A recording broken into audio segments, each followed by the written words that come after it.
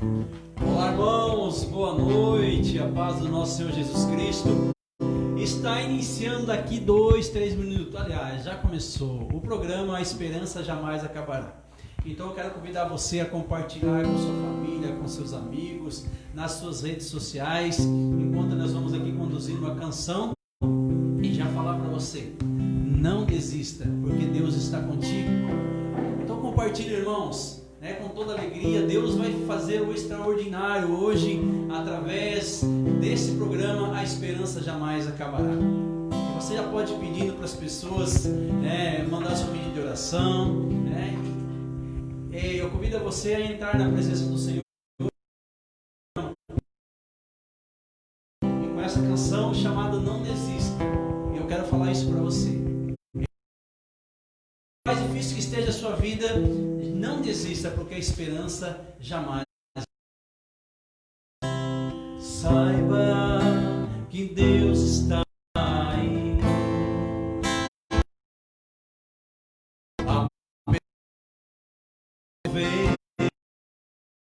Pode sentir sua dor está contigo. Ele é o seu melhor amigo. Não deixe de lutar.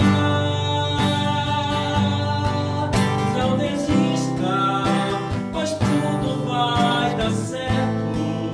Quando Deus está por perto, a vitória alcançará. Não desista, não desista, pois Deus está contigo. Ele é o seu melhor amigo. Não deixe de lutar. Não desista, pois tudo vai dar certo. Quando Deus está por perto, a vitória alcançará. Amém, amém. Boa noite, povo amado de Deus. Queria falar aqui pro diácono até. Boa noite, diácono Sandro.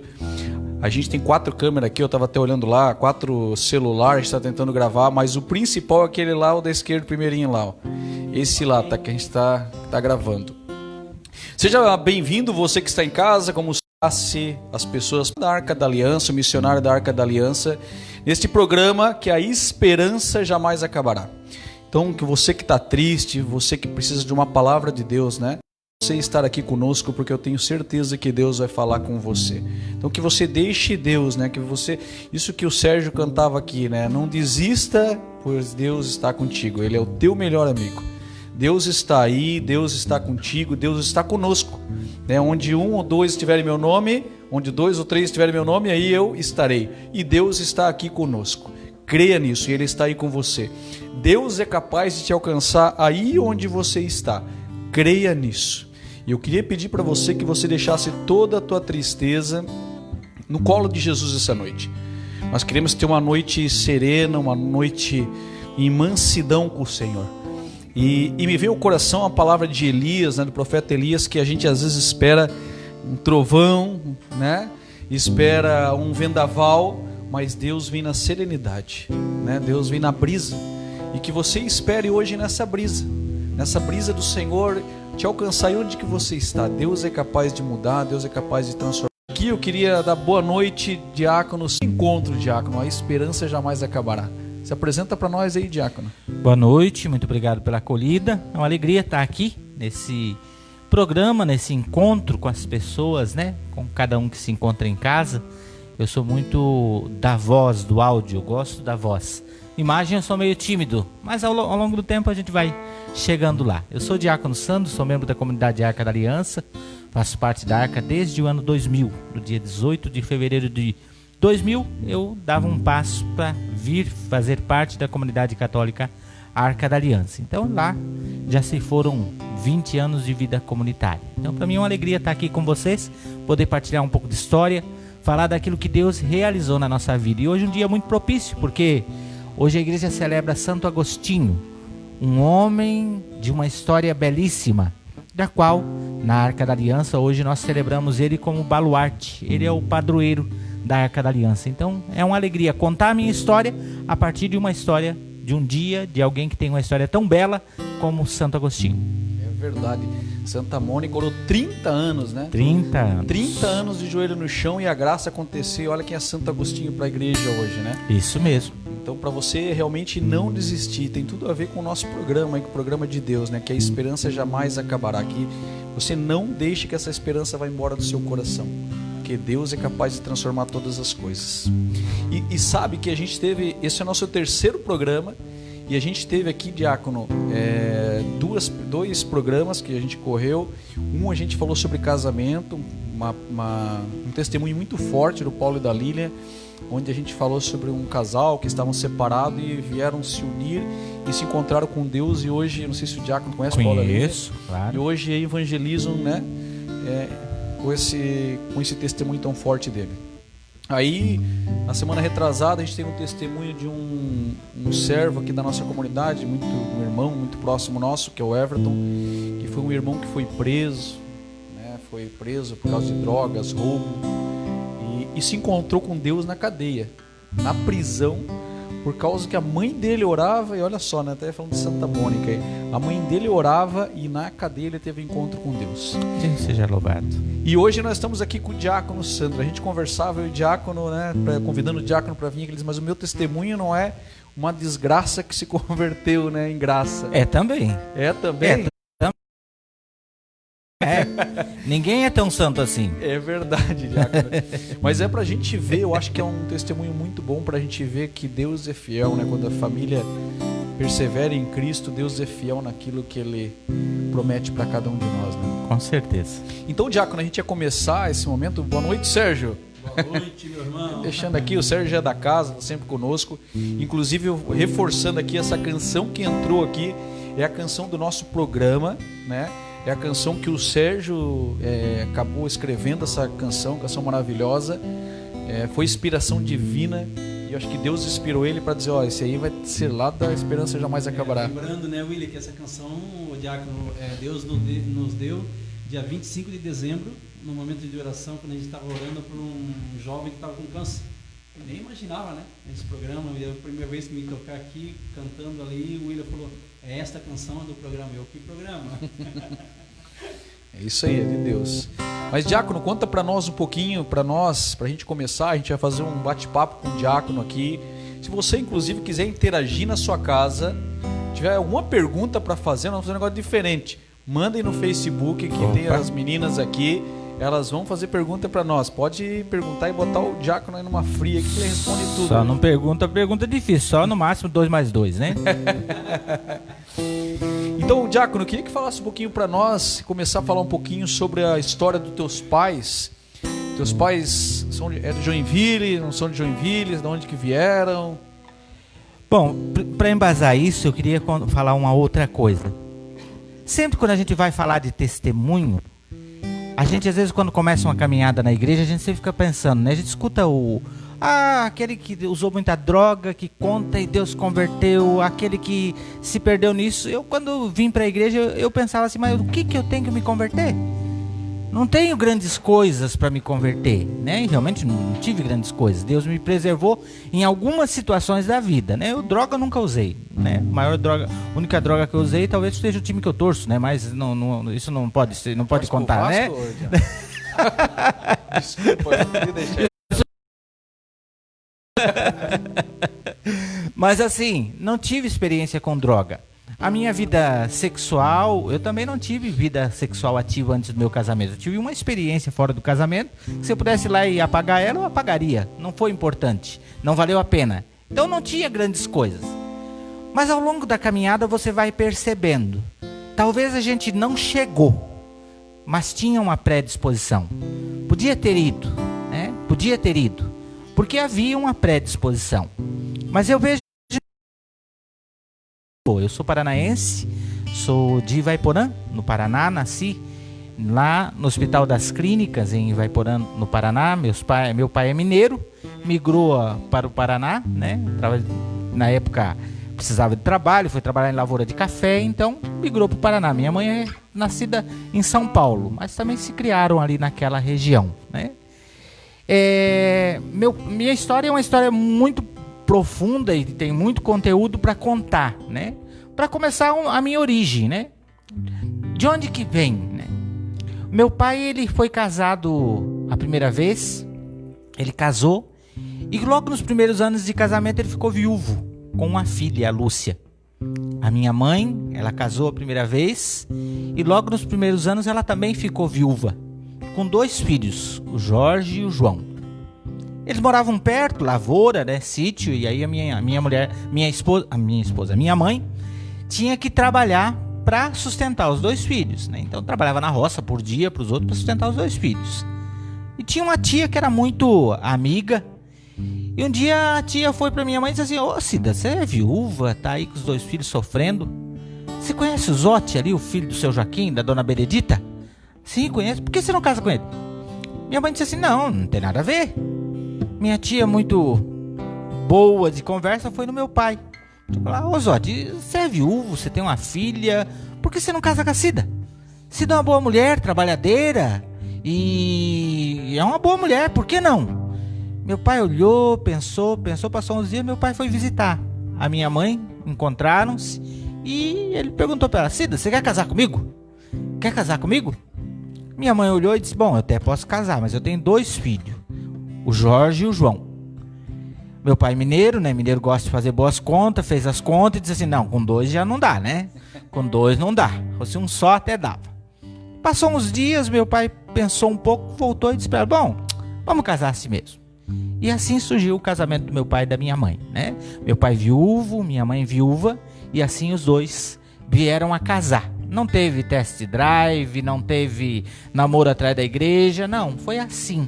Os 2 se envolveram assim. Mas é engraçado, Diácono, que a gente consegue ver o agir de Deus. Sim, claro. Nesse trabalho. Claro. Né? Os 2 viúvos, talvez no momento de sofrimento, de solidão, e Deus, ele consegue, né, através dessa graça, usou da tua tia, claro, para que eles chegassem a esse encontro. Até porque eu tinha que ser filho do seu Joaquim e da dona Cida, né? É verdade. Porque se não fosse os 2, eu não estava aqui. Se não fosse outro que tivesse casado com a minha mãe, ou outra que tivesse casado com meu pai, eu não existia, porque eu sou parte da carne do meu pai com a carne da minha mãe. Então, isso é bonito a gente ver os caminhos que Deus utiliza para nos tecer no seu plano de amor, né? É verdade, Diácono, e Deus te quis, né? Já era plano de Deus. Sim, claro, para ver certeza. Como isso é plano de Deus, como tudo, e me vem o coração falar isso, porque muitas pessoas às vezes se sentem rejeitadas, não se sentem importantes, né? Até por Deus. Com certeza. E me cai o coração de falar isso agora, como nós, né? Nós somos o querer de Deus. Você que está aí assistindo, que talvez não se ache tão importante, você é um querer de Deus. Deus te quis. Talvez ao meio de tanta confusão, como aconteceu com o diácono aqui, ao meio de confusão na vida de cada um, de uma forma talvez diferente, mas Deus quis. Eu percebo muito isso, eu gosto muito da passagem de Isaías 49:14, quando o Senhor diz pela boca de Isaías, né? Ainda que tua mãe esquecesse de ti, ainda que a mulher não tivesse ternura pelo bebê que amamenta, ainda que a mãe esquecesse da criança que gerou, eu jamais esqueceria, né? Há um plano de Deus, a nossa história ela não é do acaso. Deus tem tudo nas mãos, né? E isso é belo, porque isso faz com que a gente valorize a vida. Quando a igreja diz não ao aborto e diz sim à vida, é porque a igreja entende que toda vida é plano de Deus. Não há vida que venha ao mundo sem a permissão divina. Então, por isso a igreja é ferrenha em defender a vida. E me cai o coração realmente isso, Diácono. A gente vê muitos católicos apoiando o aborto. E isso é triste, né? Nós como católicos, sabendo que a nossa igreja não apoia isso. A gente teve um caso recente daquela menina, né? Uma criança. Sim. Que aconteceu tudo aquilo. E a maioria patrocinando essa desgraça. Claro que aí a gente precisa entrar em muitas coisas, né? Claro que aí a gente precisa respeitar a liberdade do outro. Ninguém tem direito de ir lá, de acusar, botar o dedo na ferida. Vamos tirar essa questão também. Mas que esse é um caso extraordinário, é uma situação que dói no nosso coração quando nós vemos essa situação. O aborto? Não. o pecado que foi causado contra aquela menina. Um pecado de abuso, um pecado da questão da pedofilia. Ali está a grande dor da situação, que vai gerar uma consequência. O pecado sempre tem consequência. O pecado nunca vem sozinho. Então, nós precisamos ter a consciência de que precisamos combater a pedofilia, combater o sexo sem compromisso, combater essas outras coisas que vai contra a vida. Porque aí nós não chegamos à loucura do aborto, né? É verdade, Diácono, é verdade. Mas eu queria dizer assim, talvez eu sei que Deus está tocando o coração de muitas pessoas. Pessoas que talvez achem que realmente foi um acaso, né? Que a partir do início desse testemunho você tenha certeza que você não foi um acaso. Você foi um projeto de Deus. Isso está muito forte ao meu coração. Eu quero voltar ali atrás, algo que o Diácono falou que ficou aqui para mim martelando também. Quando a gente falou aqui, até para corrigir um pouquinho, que as pessoas podem entender um pouco errado, quando eu falei que a gente teve dois testemunhos muito fortes, né, de conversão, e depois um diácono. Algo muito importante que nós precisamos saber, que seja aquele que nasceu na igreja ou está longe da igreja, que nós precisamos nos converter a cada dia, né? O nosso trabalho de conversão é diário. Conversão é sempre. E que é muito importante nós como cristão a gente entender onde a gente precisa mudar de vida também, né? Com certeza. Onde a gente precisa. E a gente às vezes pensa, eu não tenho esse pecado, não roubo, né? Eu não me separei, eu não sei o quê. E a gente não vê os nossos pecados. E a importância, né, Diácono, de a gente conseguir olhar, Deus trabalhar na nossa história e ver que a gente precisa cada dia ser melhor, né? Com certeza, né? Eu sempre costumo dizer, e realmente quando começa a conversão? A conversão começa num encontro pessoal com Jesus. Sem esse encontro com Jesus, sem uma experiência pessoal com Ele, não há conversão. A conversão começa ali, no teu encontro pessoal com Jesus, e termina quando? Meia hora depois que fechar o caixão, porque ainda antes de meia hora, se você botar o dedo na boca, é capaz de morder ainda. Então termina depois que morre. É um processo contínuo. Tem estágios, né? Quando a gente traz aquela experiência com Jesus, ali cai as coisas grandes, né? Quem diz assim, eu me encontrei com Jesus, mas não largou de usar droga ainda? Quem diz assim, eu me encontrei com Jesus, mas ainda não largou de fornicar ou de adulterar? Pode ter encontrado com o Genésio, com o Gervásio, com o Gerôncio, mas não se encontrou com Jesus. Porque o encontro com Jesus faz aquela experiência de Zaqueu. Descer da árvore, botar o pé no chão, botar a mão no bolso, devolver o que eu roubei, partilhar o que eu tenho com o outro. A conversão precisa passar por essas vias. E não existe gente que não precisa de conversão. Todos nós. Porque quando eu estava atrapalhado, eu sempre sabia que eu precisava voltar para a igreja. E de vez em quando dava umas crises de consciência e eu perguntava para minha mãe, né? Mãe, será que se eu morresse hoje eu ia para o céu ou ia para o inferno? Eu tinha essas preocupações. E a mãe respondia assim, meu filho, você vai para o céu, você nunca roubou, nunca matou? Ela não sabia se eu não tinha roubado ou não, mas eu já tinha roubado e muito.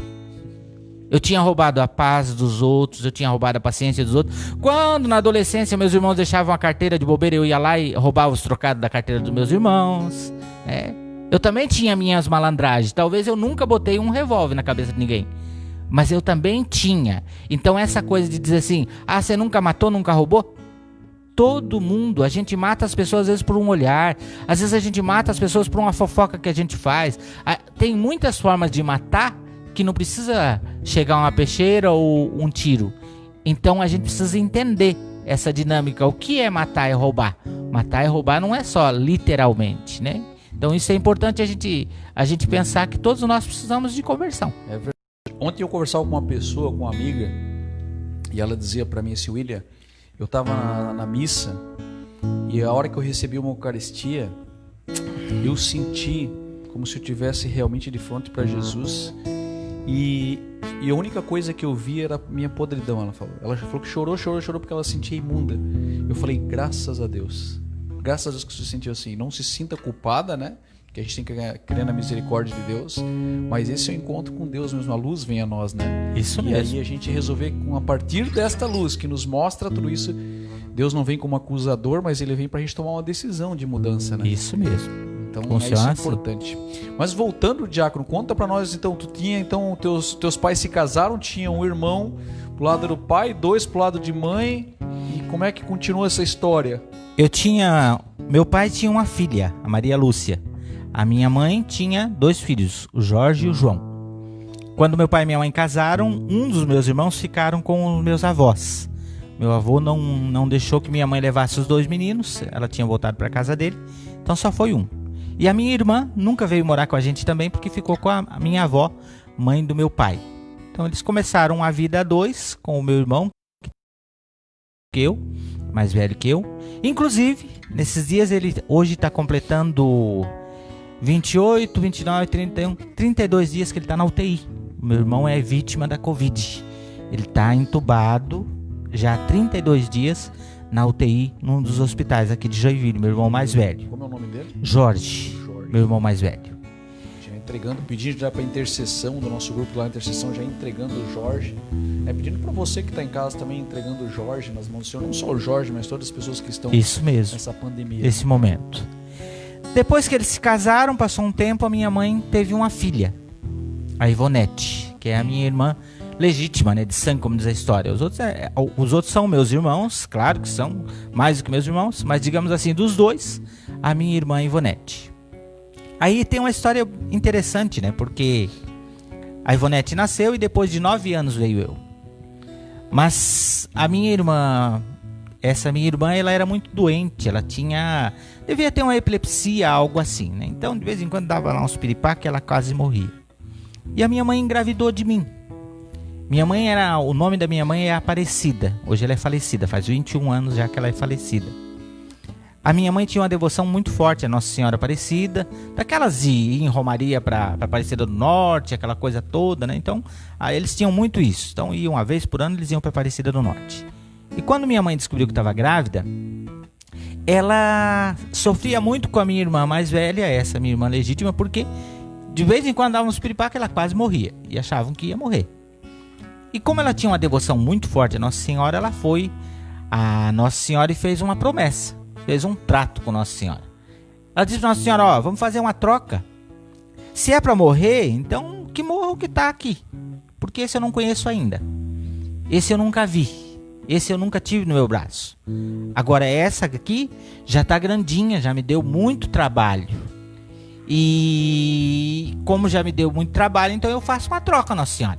Se Deus quer levar, que leve o que está no meu ventre. Então minha mãe fez uma troca. Ela fez uma entrega. É forte isso, hein? E quem estava no ventre era eu. Nossa, como isso é forte. E como que eu sei disso? Porque minha mãe contava para as comadres, né? E as comadres em casa bater papo e ela contava. Ela contava essa história mais tarde, né? Então foi dessa forma. Correu a gestação no interior, naquela época. Aqui hoje muitos não fazem o ultrassom porque às vezes a máquina está quebrada, né? A máquina do SUS está quebrada, não tem máquina para fazer ultrassom. Naquele tempo não tinha, né? Então as mães não sabiam o que estava esperando, se era menino ou era menina. Não tinha. A gravidez caminhou. Mas eu na minha cabeça eu penso que minha mãe, ela entregou. E de tanto que ela entregou que nem nome escolheu, não fez preparação para parto, nada, porque ela tinha entregado. Minha mãe tinha uma fé muito convicta. Era uma mulher de muita fé. Simples, analfabeta, mas de uma fé profunda. A gravidez andou. Dia 6 de janeiro de 1974, um domingo, a minha mãe entrou em trabalho de parto. Naquele tempo se fazia o parto em casa, né? A parteira vinha, era minha avó mesmo que fazia, minha avó era meia parteira, e veio para fazer o parto. E quem disse que a criança nascia? Ela já acostumada a fazer parto em casa, e a criança não nascia. Então viram que ia morrer a mãe e a criança. Botaram dentro de uma Kombi, né? Os meus padrinhos, e levaram para o Ivaiporã. Foi para a cidade que tinha mais recursos, 40, 50 quilômetros de estrada de barro, e foi, né? Quando chegou lá, no Hospital das Clínicas, tiveram que fazer uma cesariana, muito rápida. E quando fizeram a cesariana, a minha mãe estava grávida de gêmeos. Nossa, mãe. As freiras no hospital acolheram as 2 crianças e batizaram o menino de Sandro Márcio e a menina de Sandra Mara. As freiras batizaram porque não tinha nome. Não tinha nome. As freiras deram o nome. Aí eu volto a passagem de Isaías 49. Ainda que sua mãe esquecesse de ti, eu não me esqueço, né? Então, para mim, mais tarde, quando eu tomei consciência de Deus, da ação de Deus na minha vida, isso para mim foi fantástico, porque eu entendi que a mão de Deus estava sobre minha vida. Tão profundo isso que, claro que Deus não queria a morte da minha irmã. A minha irmã nasceu morta, eu nasci vivo. A minha irmã morreu no parto, a criança. Ela não resistiu e morreu no parto. Eu passei por 7 dias em incubadora, sofri um bocado, mas sobrevivi, né? Vivi até os 7 anos muito doente e tal, mas depois a vida seguiu. Então eu sempre penso que Deus proveu até uma vida para ir no meu lugar. Um dia eu vou encontrar minha irmã no céu e nós vamos nos abraçar lá, porque ela deu a vida por mim, né?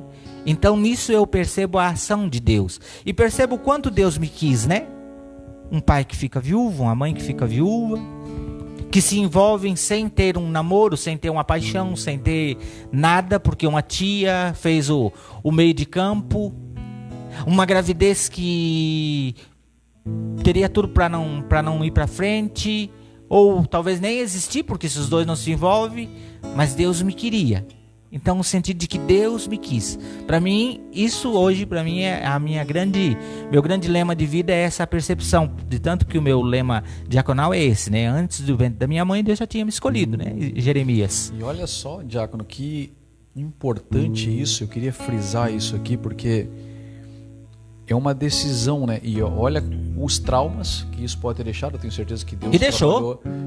Deus trabalhou nisso, né? Deixou trauma.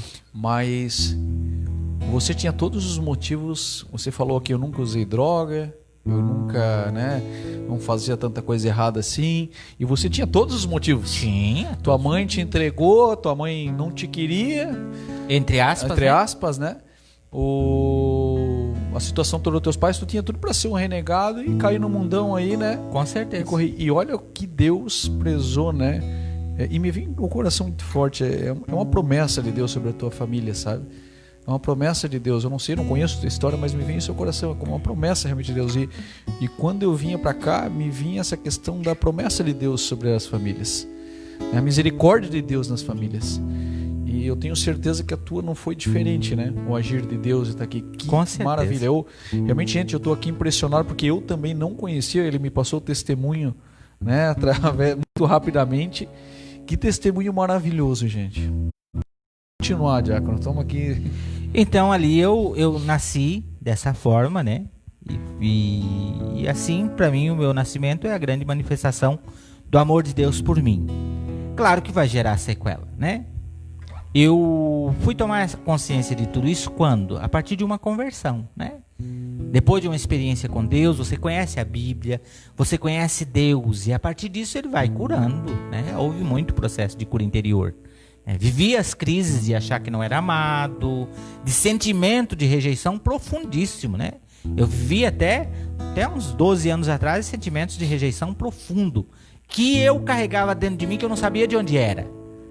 Porque minha mãe nunca me rejeitou em si. Ela nunca me rejeitou, porque tanto que a minha mãe, ela me bajulou o máximo, né? Minha mãe sempre foi uma mãe muito carinhosa. Mas naquela situação era a fé do povo. O povo tinha esse tipo de fé. Era a fé do povo, se é para levar, então eu faço uma escolha, né? Então eu compreendo a minha mãe. Mas ao mesmo tempo eu penso que minha mãe deve ter sofrido muito, porque ela levou uma gestação para frente que ela nem nome trouxe para a criança. Então havia dentro dela já uma certeza de que aquele filho não seria dela. Isso é importante, diácono, a gente frisar muito aqui, porque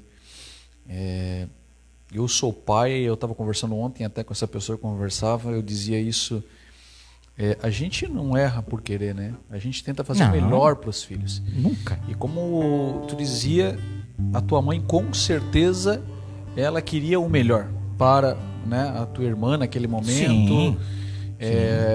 Por falta de sabedoria nossa, né, que nós todos temos, né, a gente acaba às vezes pedindo errado, né, ou fazendo a oração errada. E talvez também é mistério de Deus, né? Nós não entendemos o mistério de Deus. Verdade. Deus é mistério inacessível. Deus tem um plano para tudo, né?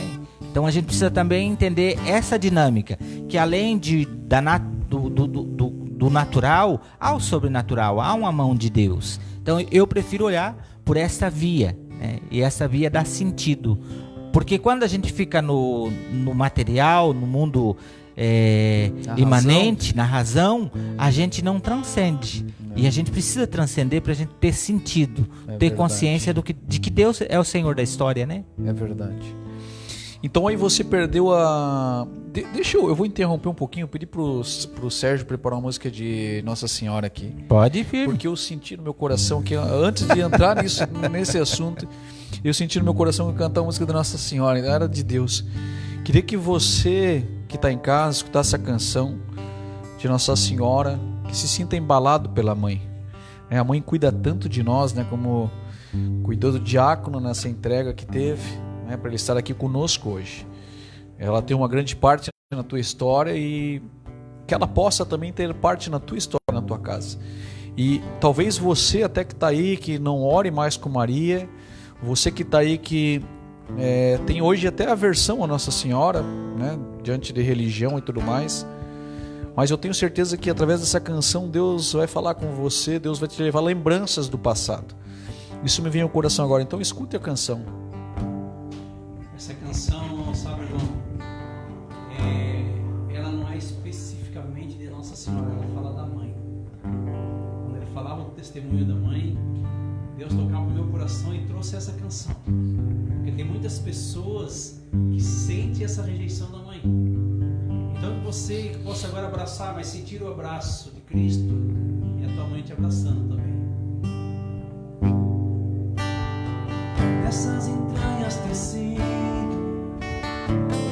nesse seio cresci, doce tela do Pai, nesse fruto composto, nesse ventre gerado, nesse seio amamentado, nesse braço acolhido, por esses lábios beijados.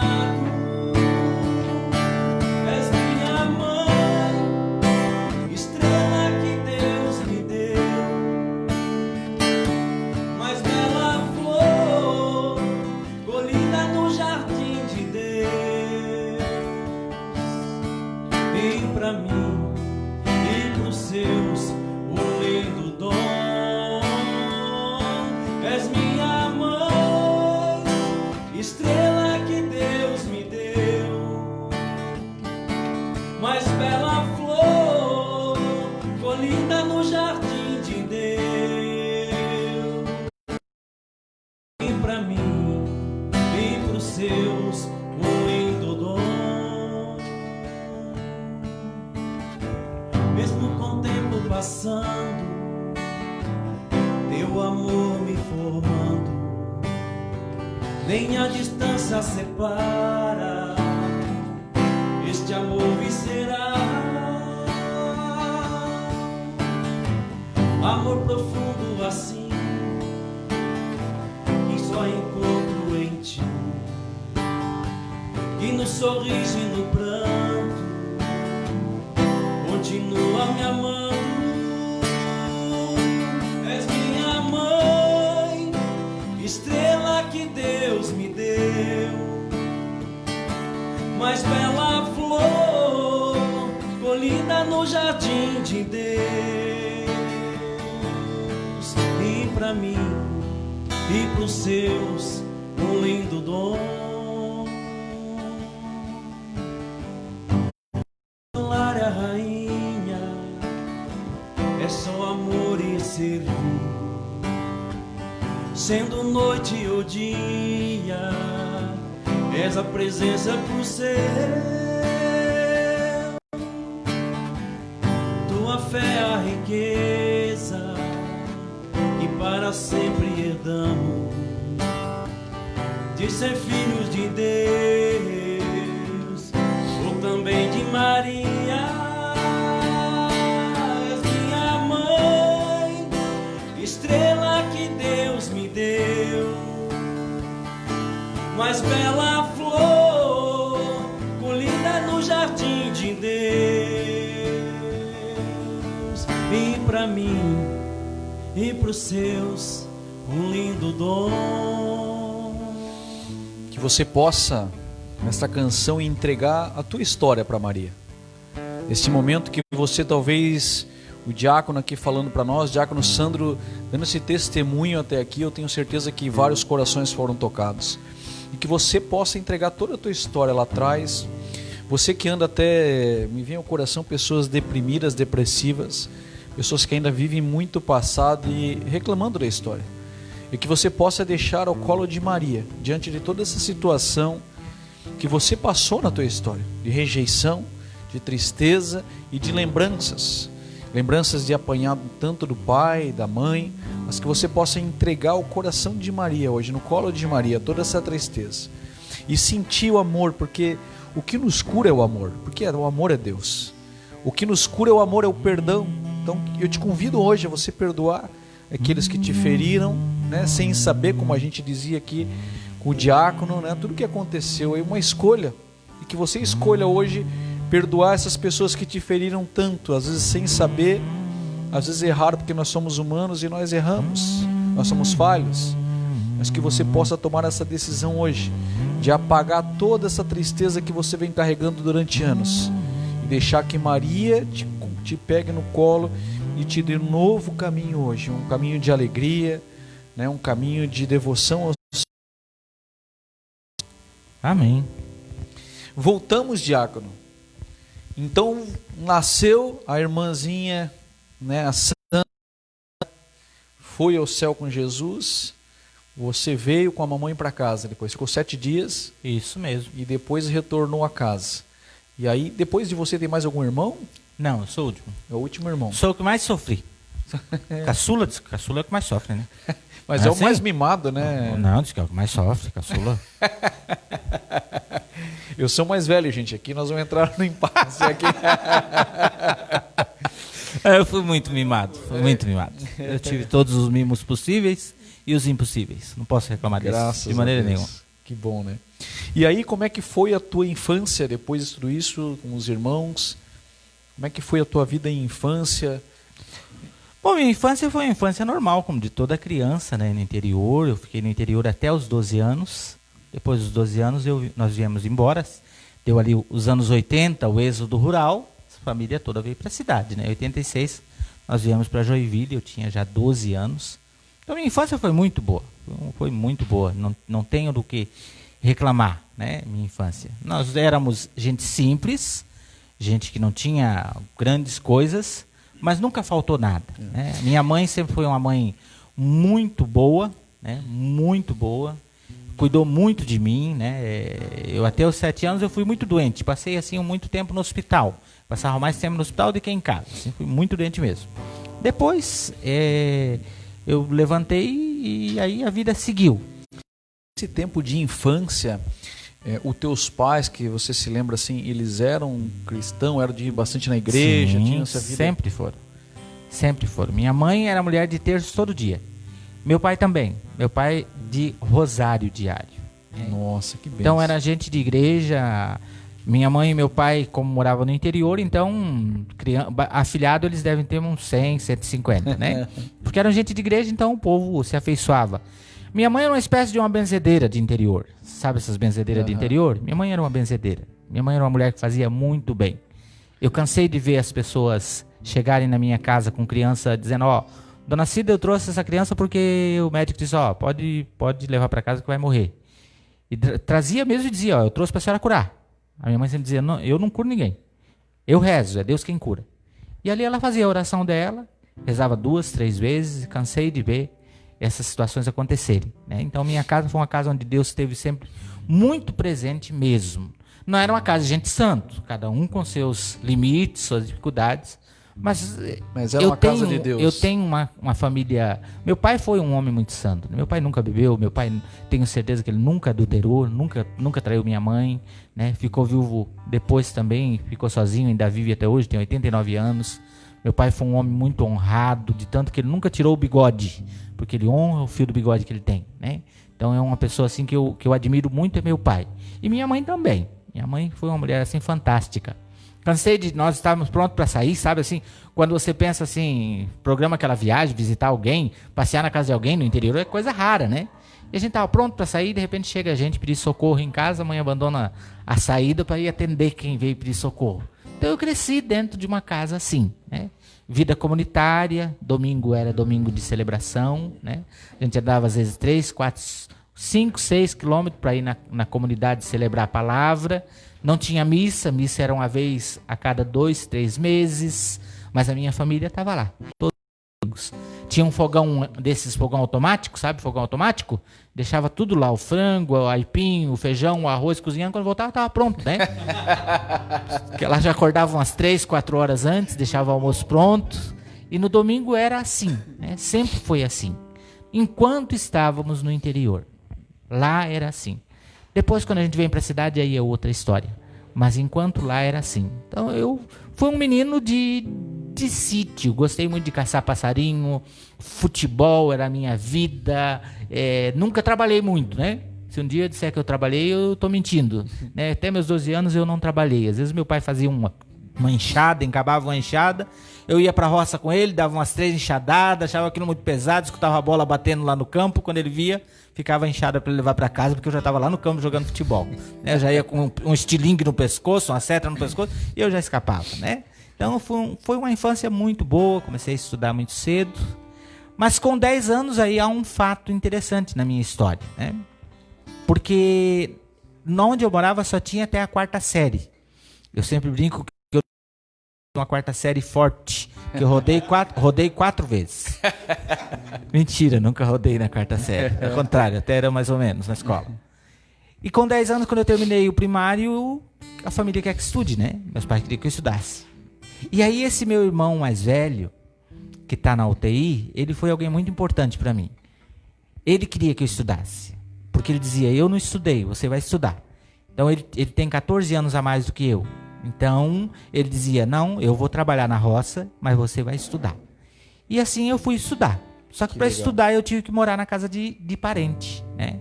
E eu fui morar na casa de um casal de primo que eu não conhecia. Eles eram meus primos de longe, eles moravam num lugar que tinha mais recursos. Meus pais achavam que eu tinha que estudar, eu também, na época achava que eu ia ser advogado, né? Falava que ia ser advogado, e eu fui estudar.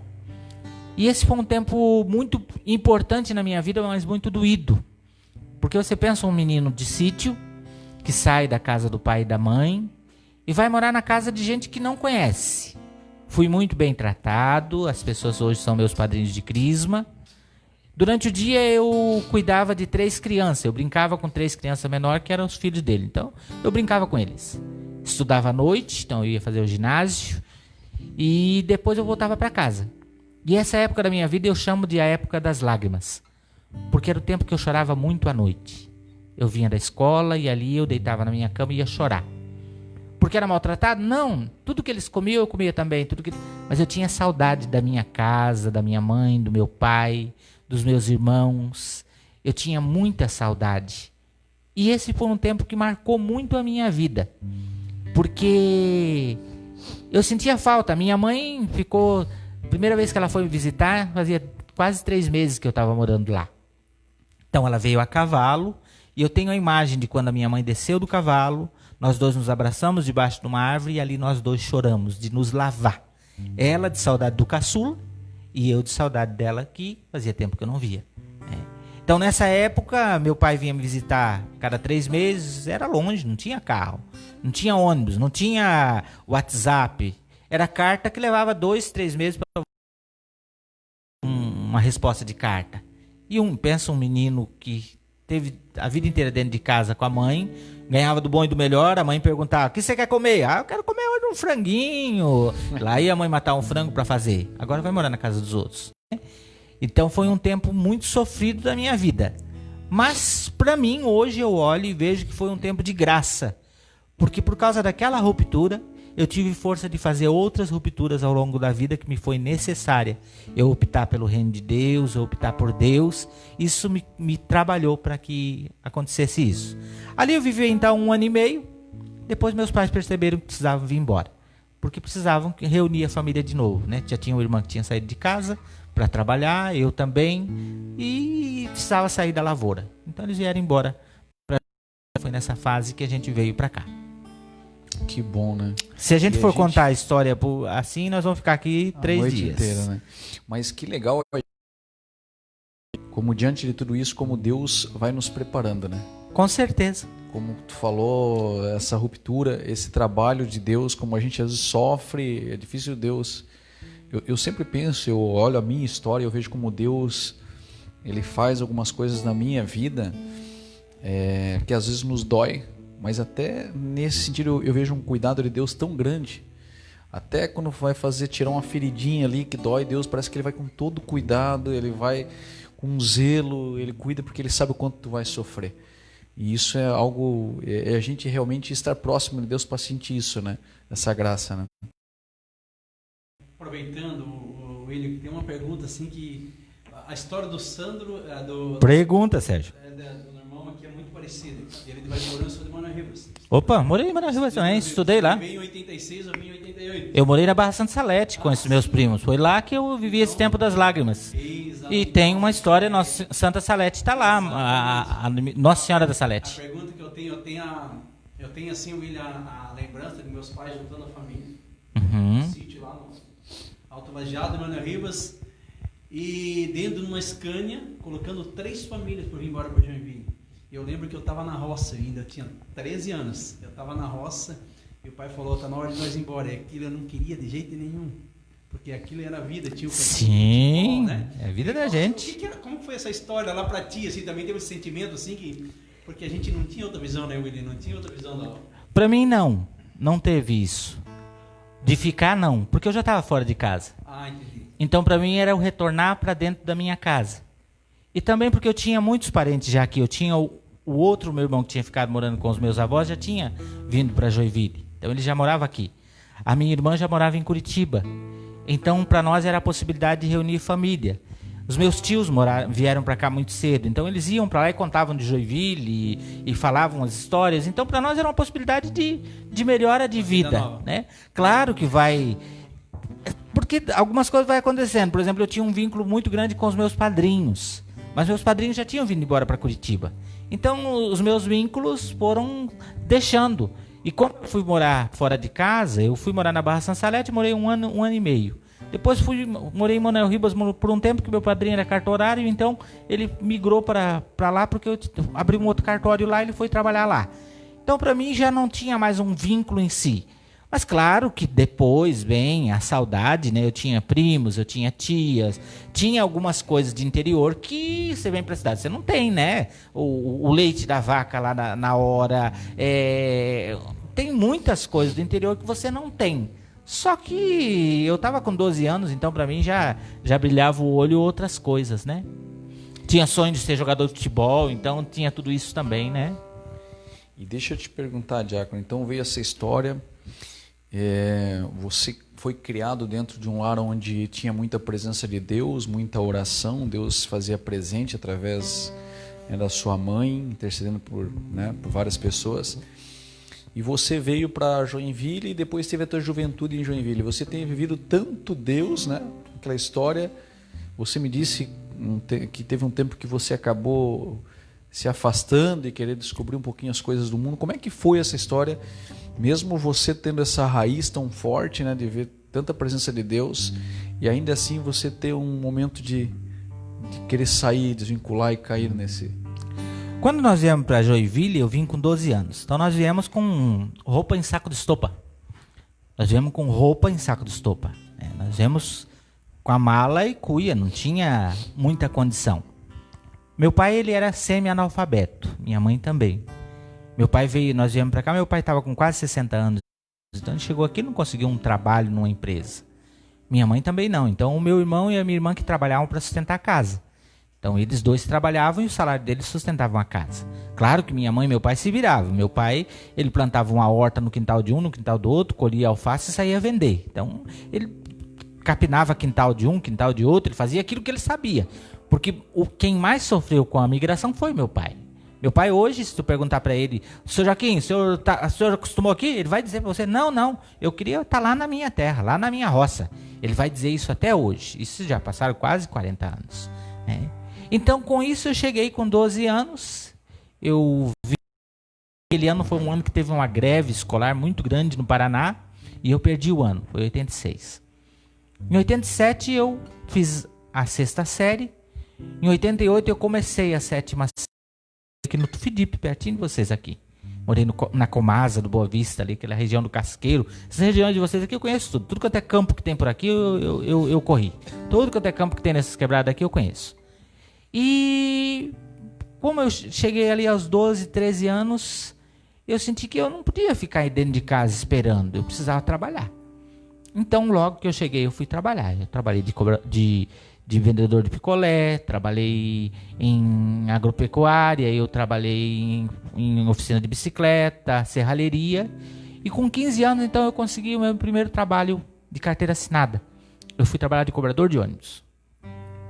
E ali foi o momento onde eu fugi, né? Na verdade, eu já tinha fugido antes, porque quando a gente veio do sítio para cá, já não foi mais a mesma coisa, entende? Aquela coisa do domingo já não foi mais a mesma coisa.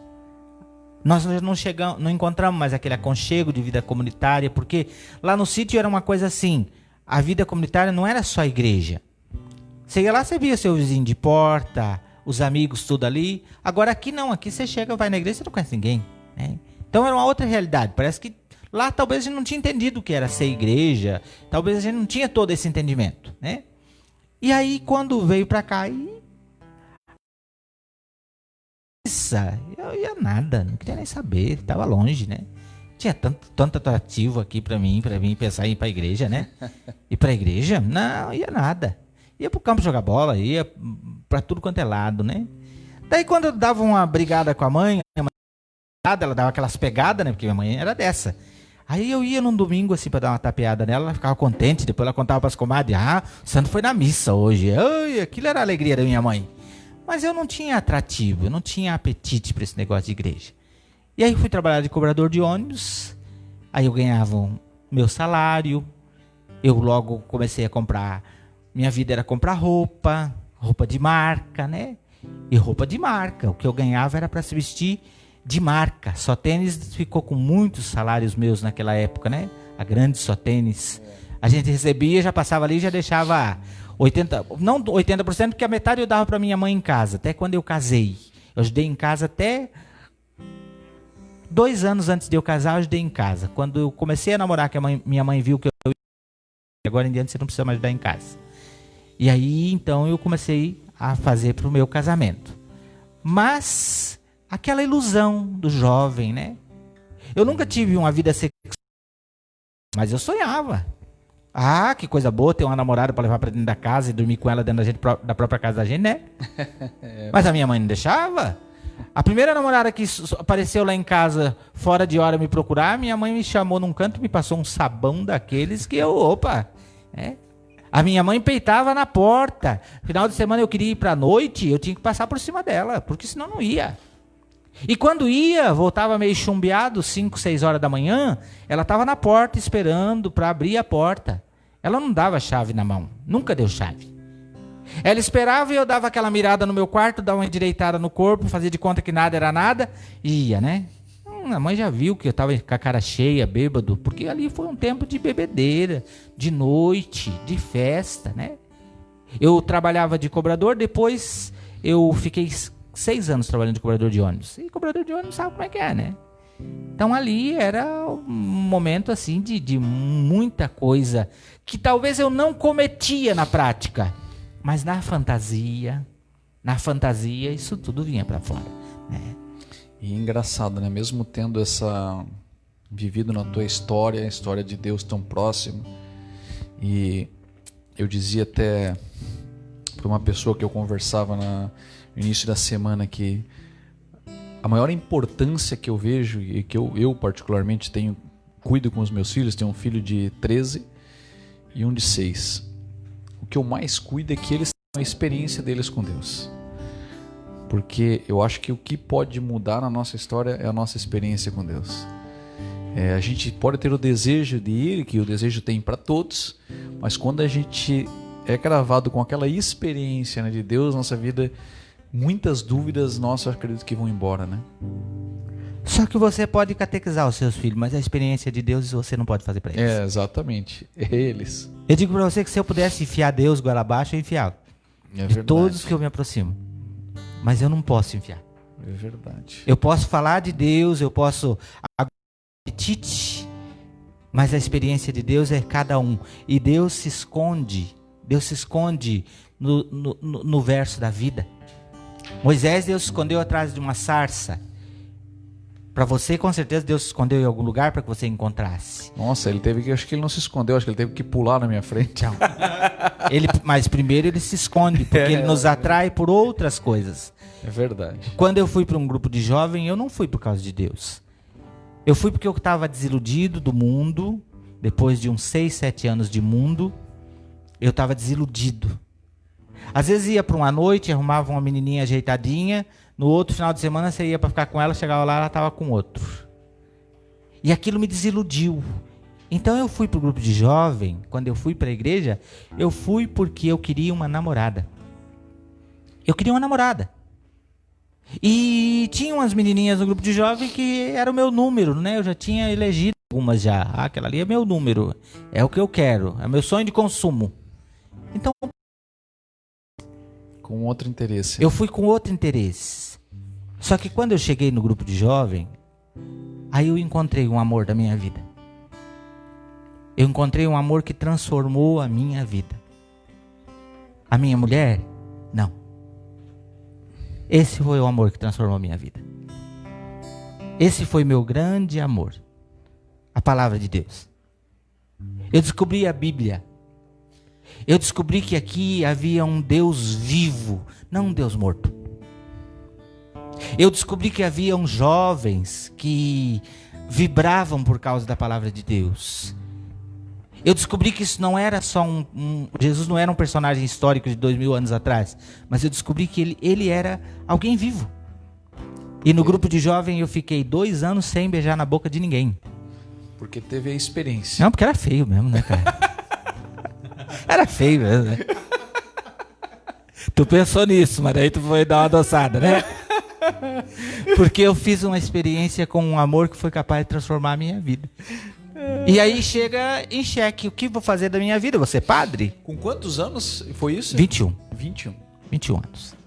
Mas dos 15 ou 21? Dos 13 aos 21 eu... Só que não fazia muita coisa errada. Digamos assim, eu era um jovem normal. Eu ia pra danceteria no sábado à noite. Na época, Dallas, Metrô, Alvorada, Floresta, Baturité, esses bagulhada tudo, eu batia. Todo sábado à noite eu tava lá. Entrava 11 horas, saía 6 horas da manhã.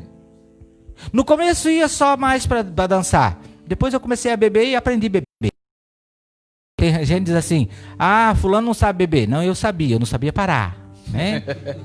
Bebia sábado a noite inteira, mas eu já tinha jogado um torneio de futebol sábado o dia inteiro. No domingo o dia inteiro eu já jogava torneio direto. Nessa época eu já estava trabalhando na Embraco, eu já tinha saído da Gideon, porque foi a época que... Então minha vida se resumia ao quê? Trabalhar no meio de semana, final de semana futebol. No meio de semana eu já jogava 3, 4 vezes, e no final de semana futebol. E aí, assim girava a minha vida. E aí, aos 21, tu teve teu encontro com Deus através da palavra. E ali você dedicou... Aos 21 deu a guinada, né? Eu estudava no... Porque ali, eu estudei até a 7ª série, depois eu abandonei. Então, todo mundo queria que eu estudasse, mas eu não quis mais. Porque eu queria trabalhar, queria ganhar meu dinheiro. E daí não quis mais estudar, e não estudei mesmo. Mas depois eu voltei a estudar, tive que fazer supletivo na época Nova Era, né? Fiz supletivo Nova Era, completei, não estudei no esquema, só no Nova Era. Nós tínhamos esquema também, sou do tempo do esquema. E completei o 2º grau, completei tudo isso. E aí eu pegava o ônibus todo dia para ir para a escola, final de tarde. Tinha uma menina que entrava no ônibus, Alice. Ela, todo dia ela me olhava e me convidava. Vamos no grupo de jovens? Se não todo dia, mas... Chegava perto do final de semana, ela me convidava para ir pro grupo de jovem. Eu dizia, grupo de jovem, isso é coisa de louco. Esse negócio de estar lá batendo palma, cantando, vou ter que me apresentar. Eu tinha muita vergonha de falar, sabe? Falar para mim era o bicho. E eu dizia que não. Mas chegou aí um ponto que eu estava bem desiludido, eu tinha me machucado, tinha machucado minha canela, estava assim um tempo bem precário. Fui me afundando. E aí ali que eu pensei, bom, eu preciso mudar um pouco a minha vida. E eu já sabia que eu tinha que me converter. Eu tinha consciência disso, porque lá na minha infância, quando diziam assim, Sandro vai casar, eu dizia, não, eu vou ser padre. Eu tinha convicção que eu ia ser padre. Só que depois eu não quis saber de ser padre. E ali então, aquela menina me perturbava. Até que um dia eu falei para ela, eu vou. Mas eu vou uma vez só. Se eu não gostar, nunca mais vou nesse negócio, porque eu não gosto disso. Né? E assim eu fui. Fui no primeiro sábado, eu até que gostei. Vinha, as pessoas abraçavam, né? Eu olhava, opa, aqui achei um bom lugar. A meninada vinha, abraçava a gente. Achava, meu Deus, Jesus te ama e eu também. Meu Deus, agora achei o meu lugar. E fui um sábado, depois fui no outro. E aí fui percebendo que eu fui trocando.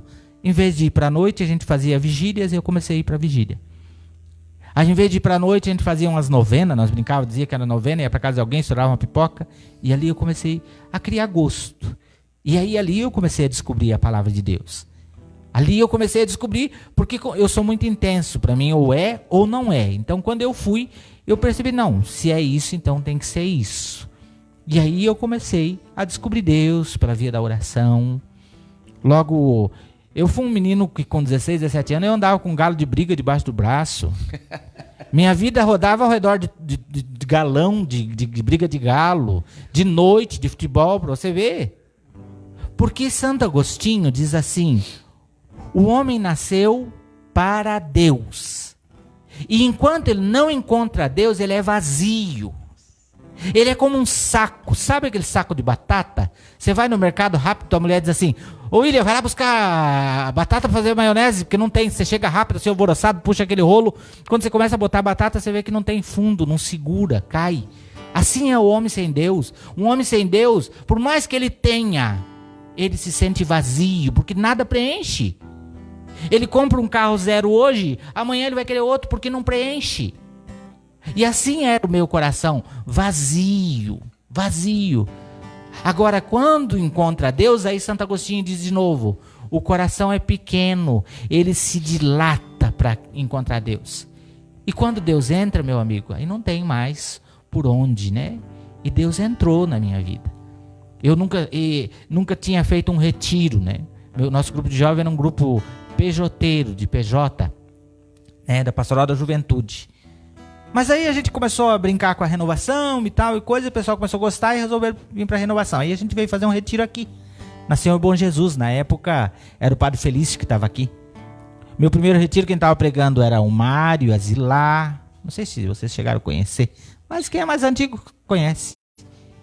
Eu vi jovem pregando a palavra de Deus ali pela primeira vez, eu nunca tinha visto. Eu era mudo, eu olhei para aquele jovem e eu disse assim, pegar igual eles.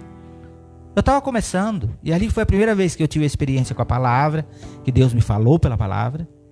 E a partir dali, 6 meses, eu já estava pregando, coordenando o grupo de jovem, e assim nunca mais parei.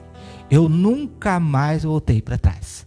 Nunca mais. Para mim, eu tenho essa alegria de nunca mais. Tem gente que diz assim, mas por uma semana, um mês, eu voltei. Não, eu nunca mais. A minha caminhada foi sempre progressiva a partir dali. E hoje, casado. Sou pai de 3 filhos, tenho um no céu e tenho 2 comigo. E hoje está na missão. Hoje eu sou membro da comunidade Arca da Aliança. Diácono, um pouquinho sobre a missão que tu tem na Arca da Aliança. Pergunte especificamente, porque senão a gente filosofa e aí vai muito longe, né? Acho que aqui nessa hora já foi adiantado, né? Horário já, mas dá só breve um resumo aí do que. Quando eu vivi a experiência de conversão, para mim conversão ela tem alguns momentos. Há um encontro com Deus, há um processo de mudança de vida, e depois surge uma pergunta: o que Deus quer da minha vida? O que Deus quer que eu faça?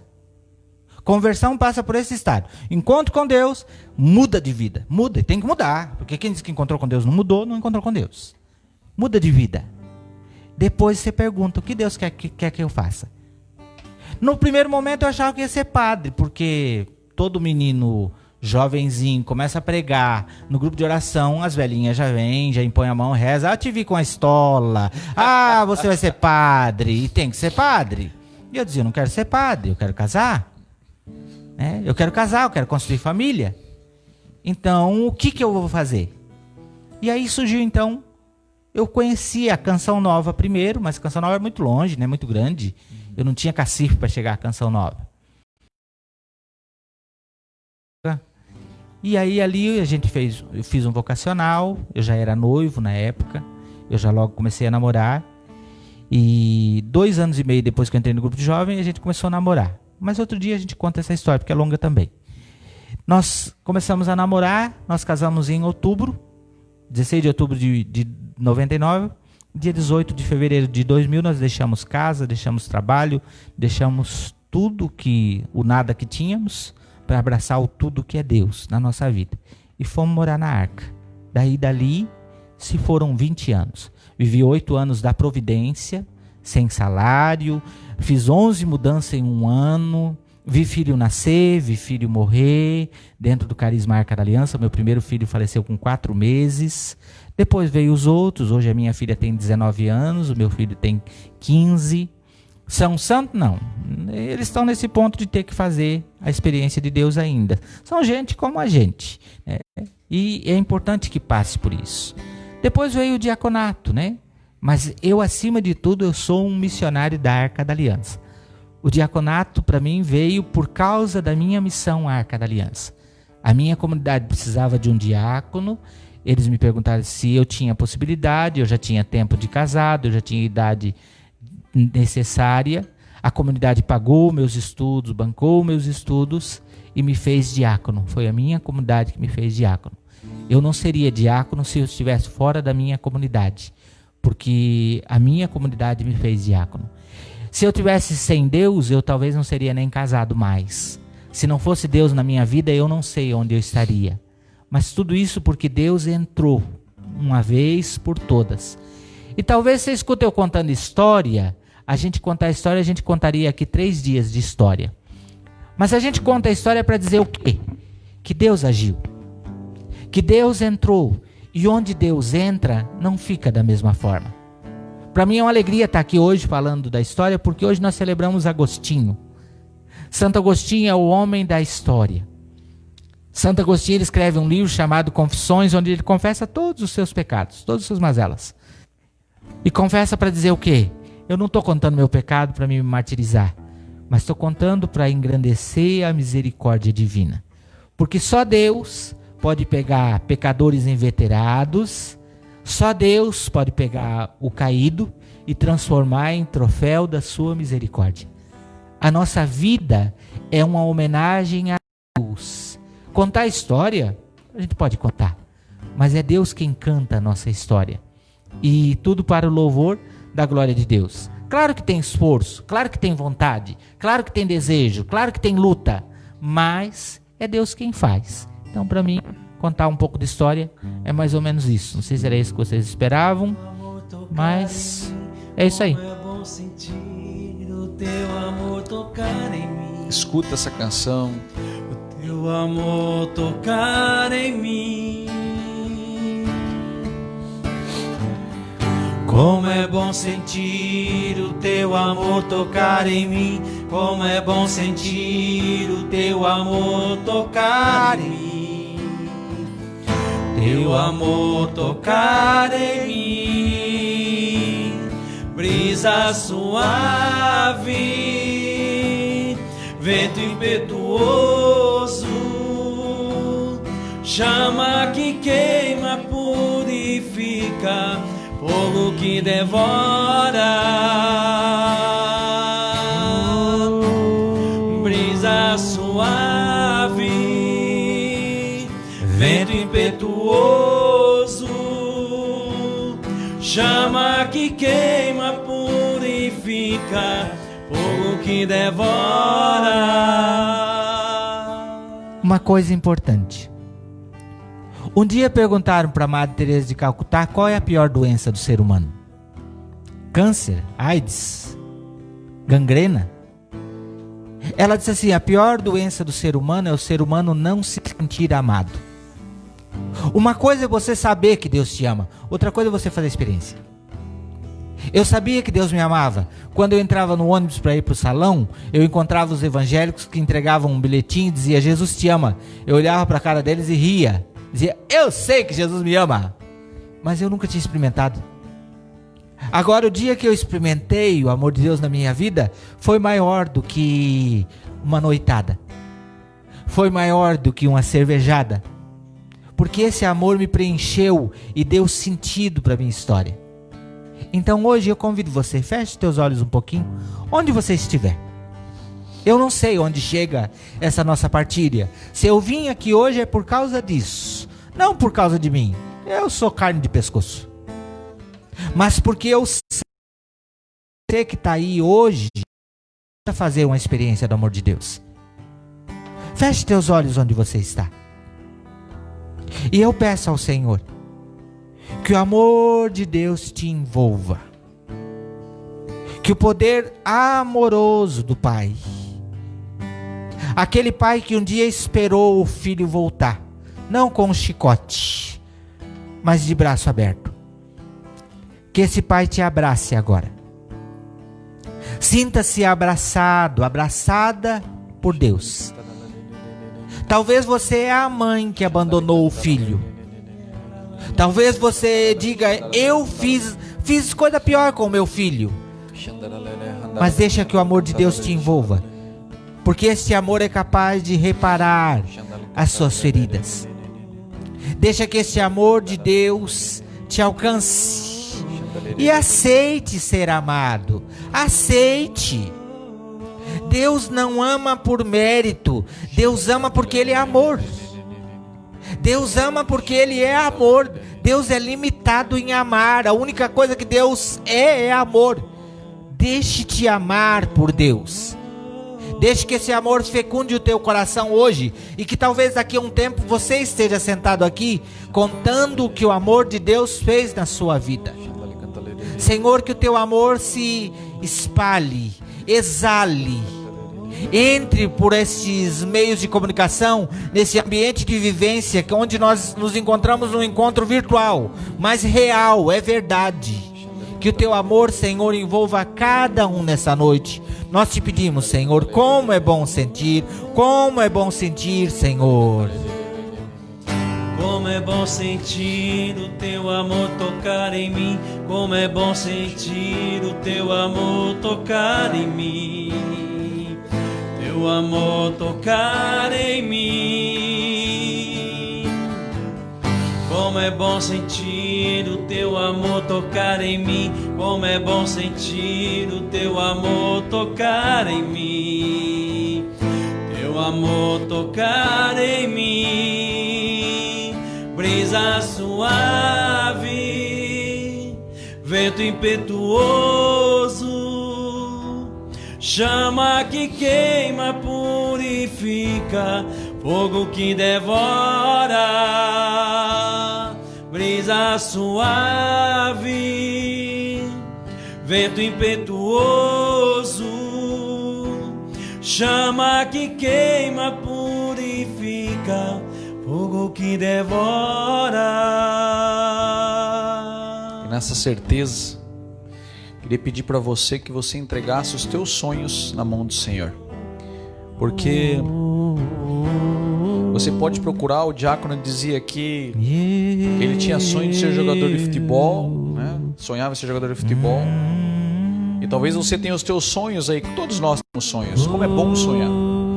Mas quando os nossos sonhos não estão em Deus, a gente vai conquistar, a gente vai chegar nele, e aquele vazio, como ele dizia, vai continuar. Os nossos sonhos precisam ser perfeitos, ainda que sejam pequenos, mas é em Deus. A alegria está quando a gente conquista com Deus.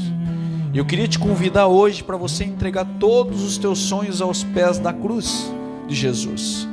Que sejam eles difíceis, que sejam eles aos teus olhos impossíveis. Você que perdeu o teu filho, entregue aos pés da cruz para Jesus. A dor que tu sente, você que está de luto, o Senhor me traz ao coração. Você que ainda sente esse luto tantos anos, você que sente esse peso da culpa, entrega para Jesus. os teus sonhos, o teu sonho talvez de conseguir levantar dessa cama e ser feliz novamente. Mas fala para o Senhor: Senhor, eu quero ser feliz contigo. Eu quero ser feliz, Senhor, como dizia Paulo, a tua graça me basta. Fala para o Senhor essa noite que tu quer ser feliz ao lado dele, que tu não quer mais viver, né, conquistando coisas mundanas, sem que o Senhor consiga estar ao teu lado para preencher a tua família de alegria, não só você. Que adianta você conquistar tantas coisas sozinha e a tua família estar infeliz? Entregue todos os teus sonhos à tua família ao Senhor. Fala: Senhor, eu quero a minha família feliz.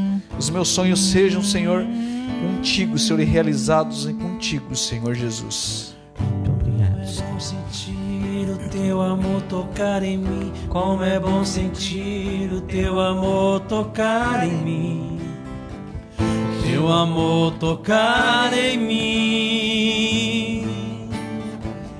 Como é bom sentir o teu amor tocar em mim, como é bom sentir o teu amor tocar em mim, teu amor tocar em mim. Amém.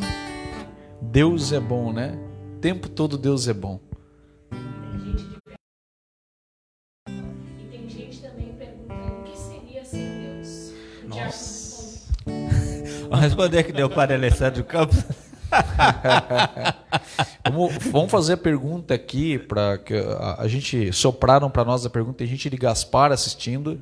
Beijão no coração de vocês. Deus seja louvado. E perguntaram para o diácono Sandro: o que seria de nós sem Deus? É isso?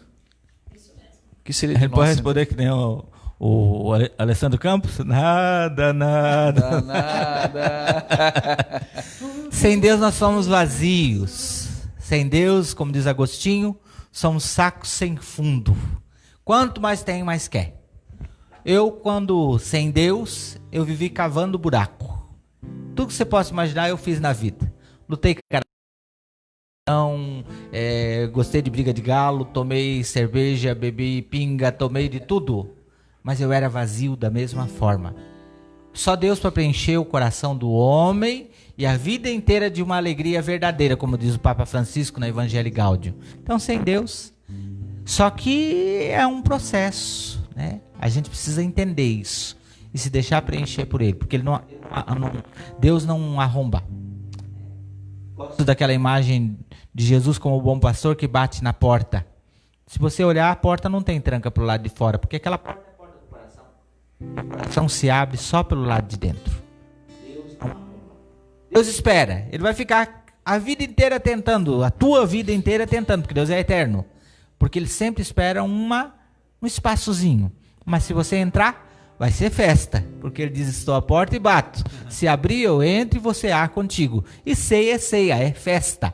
Onde Deus entra, a festa é garantida. Tenha certeza. Amém. Diácono, muito obrigado, Diácono, De nada. por estar conosco. Um prazer. Tenho certeza que foi uma bênção de Deus. E pedir para você que você escreva aí, testemunha aí para nós também, para a gente partilhar. Obrigado pelo teu sim, pela De tua nada. família, pela tua vida. Obrigado por você ter lutado tanto e ter lutado, né, essas lutas em Não que a gente lutei foi enfrenta nada. por Quem Deus. lutou foi Deus. Não lutei foi nada. Carregado nas costas. A vida inteira. Glória a Quem Deus. quer acompanhar um pouquinho o trabalho da gente, acompanha a Rádio Arca da Aliança, se você não acompanha, né? A Rádio Arca da Aliança é uma rádio católica, 100%, 24 horas por dia católica. Faço um programa de manhã das 8 às 10 e faço uma tarde das 5 às 7. Também pode acompanhar aí no Instagram, Diácono Sandro Arca, ou no Facebook, Diácono Sandro Quintino, né? Procure por aí, você encontra. Daqui a pouco, 9h30, eu rezo uma novena. 9 meses com Maria no Instagram, Diácono Sandro Arca, ok? Mas Amém. sempre que precisarem, estamos aí, tá? Muito obrigado pelo teu sim. Nós convidamos para você vir um dia aí no nosso Vamos sim, também, se orar Deus quiser. conosco, pregar a palavra para nós, para todo o público. Amém? Sérgio, mano, muito obrigado. Tamo junto. Obrigado pelo sim, mais uma vez, estamos aí junto. Obrigado por você, obrigado a todos que estavam aí atrás, gravando, tá? Não vou dizer nome, senão vou esquecer de alguém. Muito obrigado. E obrigado você que participou conosco, que você compartilhe. Eu não posso esquecer aqui, eu tô na mão e eu já ia esquecer, gente. Eles me matam depois ali. Eu quero botar aqui, gente, para a gente fazer esse programa aqui, a gente teve algumas coisas, né? A gente precisaria. A mesinha, tapete, iluminação, som, mesa, a parede aqui, a plotagem, tudo isso aqui a gente, para graça de Deus, eu brinquei aqui com o pessoal quando a gente começou esse projeto há um pouco mais de um mês, né? Eu falei assim, gente, que precisa, mas é muito caro. Eu falei, gente, mas meu pai é rico, bora que a gente vai conseguir. E aí eles ficam usando isso contra mim. Eu falo, gente, tem que comprar tal coisa. Eu falo assim, não, mas aí eles mandam pra mim, meu pai é rico. Daí eu falei assim, não, o pai é rico, mas ele não quer deixar nós mimados. Ele vai dando na hora certa. Então tá aqui, gente, algumas pessoas que têm nos ajudado a evangelizar. Eu quero passar aqui, ó, Luca Fê Fantasias, é aqui pertinho da Nossa Senhora da Esperança. Então você que precisa de uma fantasia, festa fantasia, aqui do nosso querido que participa conosco, é a sogra do Wilson, para quem não conhece, a Luca Fê Fantasias.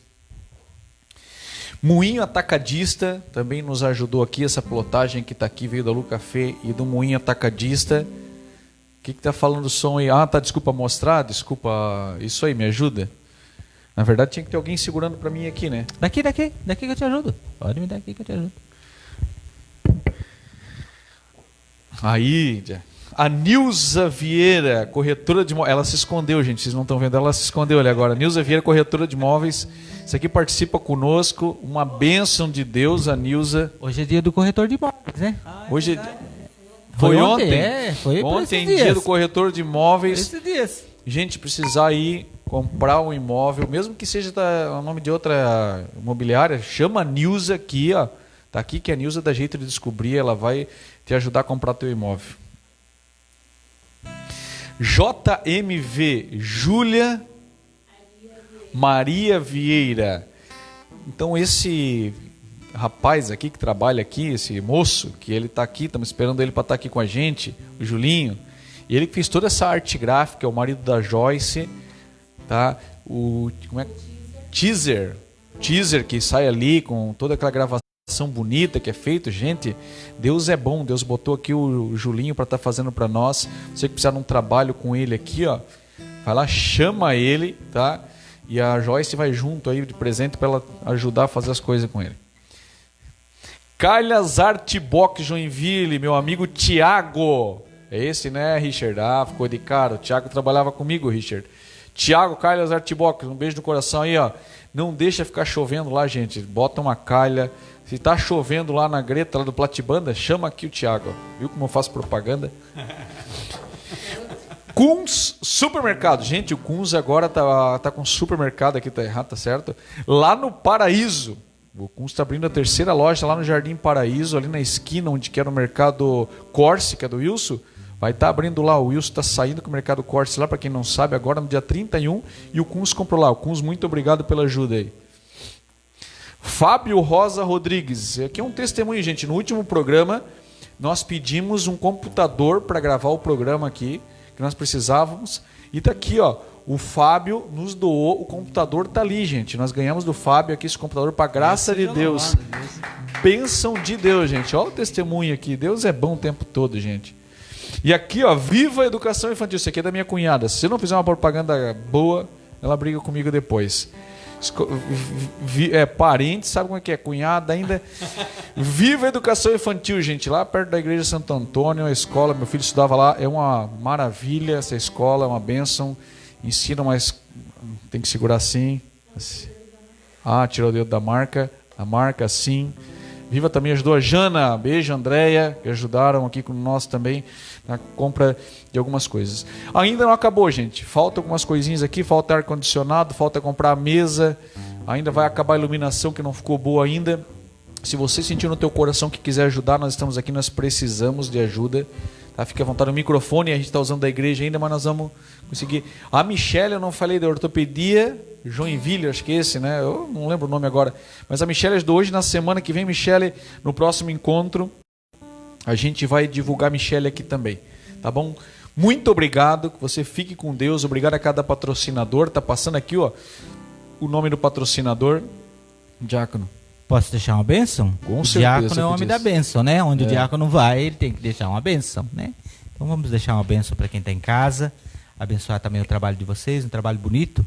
Todo trabalho de evangelização, ele precisa ser sustentado pela doação. Então você que tem condições, ó, trabalha com ar-condicionado, por que não? Daqui a pouco vem o verão, eles vão passar um calor danado aqui. Então, se você trabalha com ar-condicionado, aproveita, dá uma mão para eles aí, vem cá, faz a instalação, depois eles fazem uma propaganda aqui, ajuda também. E por trás disso, tem a bênção de Deus.